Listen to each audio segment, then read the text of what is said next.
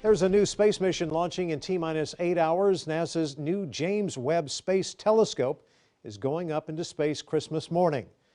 And two University of Texas at Austin astronomers are heading up the research projects.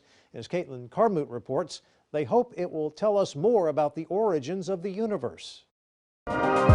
Humans always have been innately curious about the world around them. We often talk about it like it's the next Hubble. Astronomy professors Steve Finkelstein and Caitlin Casey say this telescope you see here, it's called the James Webb Space Telescope, and it's 100 times more powerful than Hubble. The Hubble Space Telescope.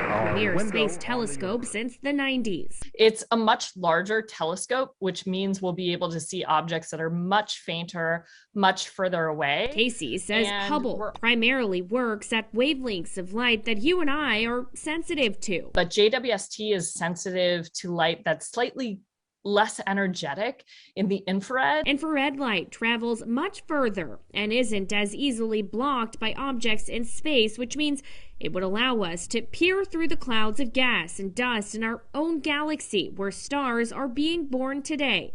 Time travel, as some may call it. And what we're trying to do here with JWST is actually see what those earliest galaxies looked like at the time that they were first forming. So it's sort of the first page of the story of the Milky Way galaxy. It's not like everything's in the clear immediately after launch. The telescope is folded up like a piece of origami in the head of the rocket. Casey says it has to unfold just perfectly in order to do the job. There are actually over 300 single point failures where that unfolding process could potentially have a mishap. Its final destination, about 1 million miles from Earth, which is roughly 4 times the distance to the moon. But I think the most exciting thing that's going to come out of JWST is the questions that we did not even know how to ask right now. Caitlin Carmoot, KXAN News.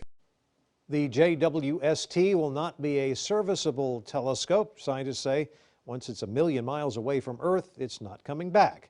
Its main limitation will be the rocket fuel on board, which is needed to keep it in place. And that fuel is expected to last 10 years. But scientists hope they can figure out a way to refuel it in between time.